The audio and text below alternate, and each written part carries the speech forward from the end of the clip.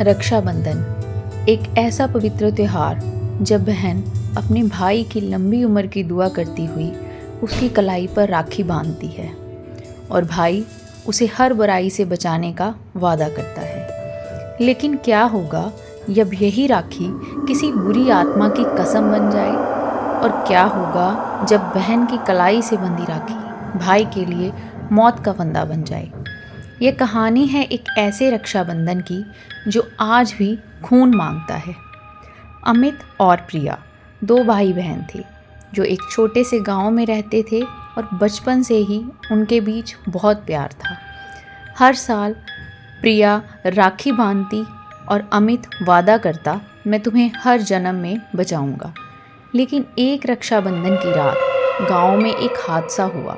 गांव में कालीबाड़ी नाम की एक हवेली थी, यहाँ कोई नहीं जाता था। अमित दोस्तों के साथ वहाँ चला गया और फिर कभी भी लौटकर नहीं आया।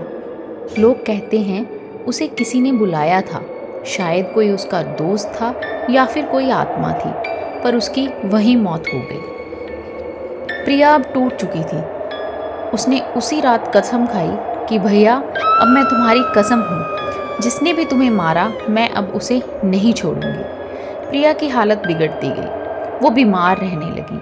अकेले रहने के कारण उसने बोलना भी बंद कर दिया और फिर एक दिन वो भी लापता हो गई। लोगों ने कहा प्रिया ने खुद को कालीबाड़ी में बंद कर लिया, उसने आत्महत्या कर ली या शायद उसने फांसी लगा ली। लेकिन उसका शरीर कभी नहीं मिला, बस एक राखी मिली, खून से सनी हुई, और उस राखी के पास लिखा था, भैया को मारने वालों को अब मैं राखी बांधूंगी और वो मरेंगे। सन 2025 गांव में एक लड़का था, अंश। उसे कभी कोई बहन नहीं मिली, उसकी अपनी कभी कोई सगी बहन नहीं थी। इस बार राखी से एक दिन पहले उसके दरवाजे पर एक लड़की आई, सफ़ेद साड़ी में लिपटी हुई और उसका सिर झुका हुआ। उसने कहा, भैया क्या मैं आपको राखी बांध सकती हूँ?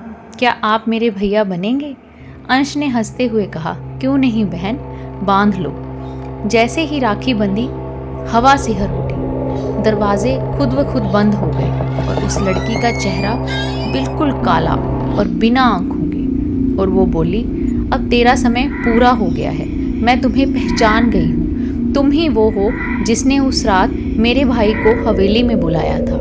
और फिर अंश की चीखें हवेली तक गूंज उठी। उस दिन के बाद से हर रक्षाबंधन कोई ना कोई लड़का गांव से गायब होने लगा। कहते हैं वो लड़की आज भी राखी लेकर भटकती है और वो पूछती है कि क्या तुम मेरे भैया बनोगे? और जो हाँ कह देता है उसकी मौत निश्चित है। तो अगली बार जब कोई अनजान लड़की राखी लेकर आपके दरवाजे पर आए तो सोचिएगा ज़रूर, कहीं वो प्रिया तो नहीं। अगर आपको ये कहानी डरावनी लगी हो तो लाइक, शेयर एंड सब्सक्राइब ज़रूर करें।